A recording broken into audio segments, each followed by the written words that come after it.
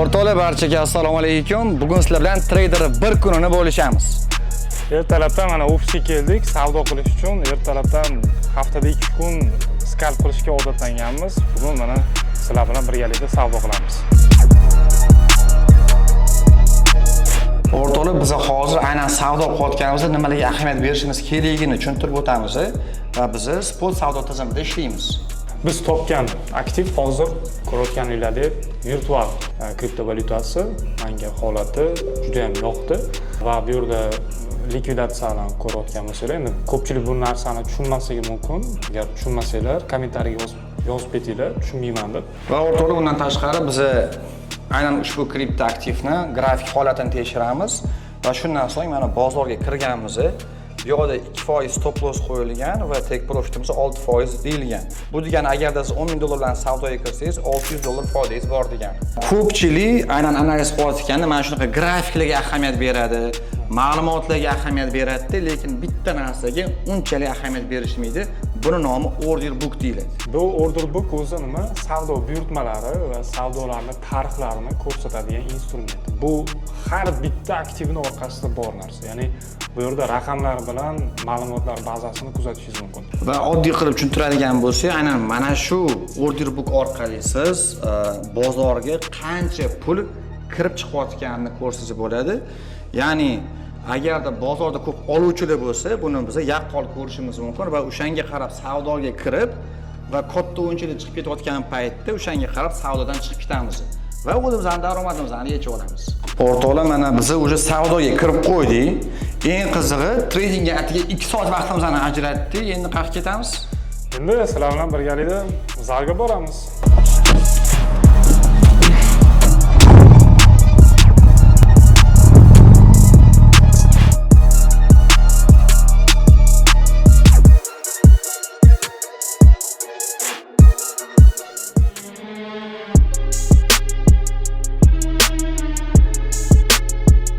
Ko'pchilik o'ylashi mumkin, o'zi Ilhom shu darajaga qanaqa chiqib qoldi deb. Lekin meni orqamda men uchun jigardek bo'lib qolgan mana shu zal egasi Umid aka turadilar. Ya'ni men avariya bo'lgan paytimda, qiynalgan paytlarimda qo'limga pul berib, kerak bo'lsa aviat olib berib, meni har doim qo'llab-quvvatlaganlar va shuni tushunib yetganmanki, siz uchun aka bo'lish uchun jigar bo'lish shart emas ekan. Siz uchun eng yaqin qondoshdek bo'lib ketar ekan va shunaqa akalaringiz bo'lsa, albatta izohda qoldiringlar. Zalga tushishingiz bilan administratsiyada aynan ko'zingiz birinchi bo'lib mana shu medal va sovrinlarga tushadi.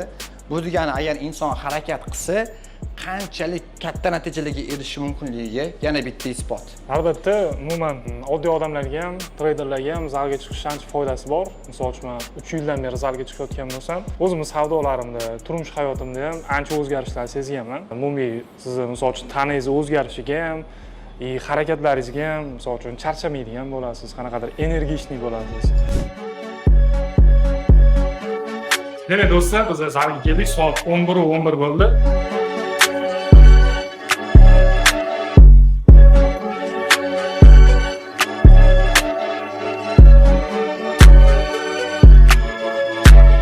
Aka, bir aytgandingiz, plastik zavodim bo'lgan deb aytdingiz. Gaplashganimizda nima sabab bo'lgan mana shu biznesingizni tashlab tradingga kirib ketish? Endi men o'z zavodda sherik bo'lganman va o'z zavoddan ketishimga asosiy sabab ikkita narsa bo'lgan. Birinchisi, bu zavodda juda ham katta qarz bo'lib ketganmiz va sherik bo'lganim uchun men uni o'zimni yonimda yopib berganman. Eng qizig'i, pulni kim yeb ketgan deydigan bo'lsak, o'zim mahallamdagi bolalar, ukalar, ularni men ishga tortgan edim. Klientdan shunday pullarni yig'ishgan, meni chopishgan deb xullas. Bu paytda men uchun trading sohasi bu qo'shimcha kasb bo'lgan. Keyinchalik nima uchun o'zim men trading bilan ishlamayapman degan savolni o'zimga berganman. Va yo'qdagi bor pulimni keyin tradingga tiqqanman. Ma'murjon, o'zi sizning hayotingizdagi burilish nuqtasi qachon bo'lgan? Qanaqa qilib siz ham tradingga kirgansiz? Burilish nuqtasi deb aytolmayman-ku. O'zi avvaldan qiziqib kelganman. Qanaqadir onlayn ishdagi. Yoshligimdan dasturchilikka qiziqqanman. Lekin shu o'rganishga imkoniyat bo'lmagan.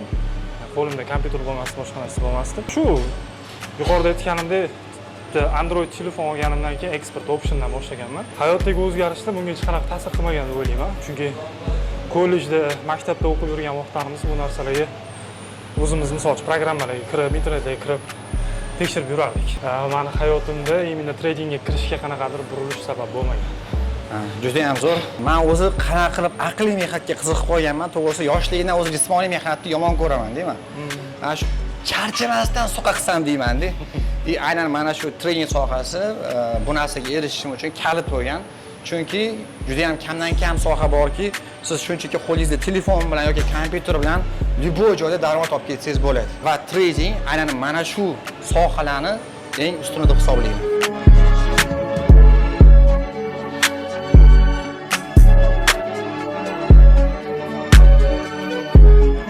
Ma'murjon tradingda bir kunda topgan eng katta pulingiz qancha bo'lgan? Xo'p, esimda bor. TRB tokenidan bir kunda 500% daromad olganmiz. Ertalab $1200 bilan kirilgan. Bu vaqtda men Moskvada bo'lganman. Kechqurun $6000 yaqin yechganmiz. Endi bu bilan aytmoqchimanki, bu har doim ham bo'ladigan narsa emas. Omad kelib qolgan desak ham bo'ladi shu vaqtda. Bitta shu bo'lgan. Men XRP kriptovalyutasidan 5000 topganman, lekin bir kunda bo'lmagan to'g'risi. Bu 350%, ya'ni foiz bo'yicha yaxshigina daromad bo'lgan. Bu degani sabr qilsangiz albatta soqa qilasiz.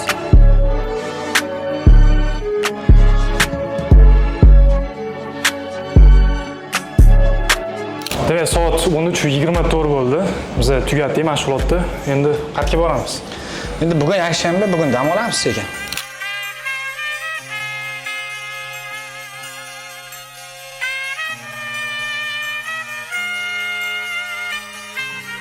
Sekin golfga keldi. Stresslarni chiqargan onasini emsin. Bugun endi dam olish birinchi marta endi o'ynab ko'ramiz, qanaqa bo'ladi.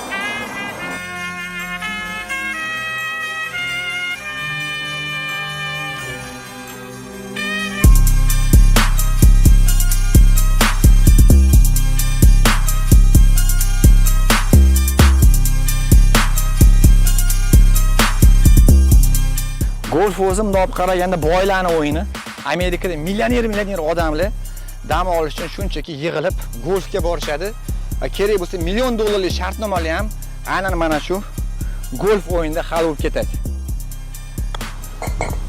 Moskvada ishlagan vaqtimda biz binoni pastida golf bo'lardi. Har xil biznesmenlar shu haftasiga 3 marta, 2 marta kelib shu yerda golf o'ynashardi. Eng qizig'i har xil odamlar ko'rardi. Har safar har xil odamlar, ba'zida misol uchun bir xil ko'rgan odamlar ham kelardi. Gaplashib o'tirib, bir nimalarni gaplashishardi, xolos. Golf unchalik ham o'ynashmasdi. Shu yerda o'tirib, o'zini mashqlari bo'lardi, shu yerda gaplashib, ancha networking qilishardi. Zapravkalarni qo'yib oldik. Endi toqqa ketamiz.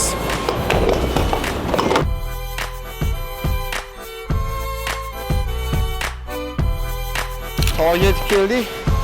Sekin dam olib trade qilamiz yana. Yomg'ir yog'ib, lekin baribir selfie qilamiz. Shu bilan birgalikda ishlar.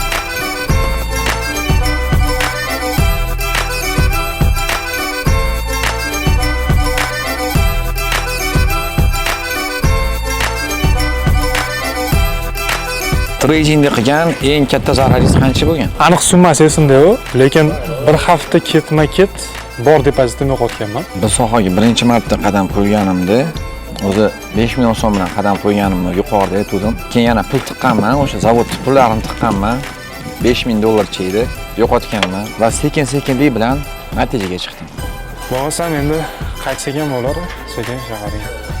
Da o'rtoqlar, agarda ma'lumotlarimiz foydali bo'lgan bo'lsa, albatta like bosib qo'ying. Va keyingi mavzularimiz aynan nimalar haqida bo'lishini xohlaysizlar? Izohda qoldiringlar.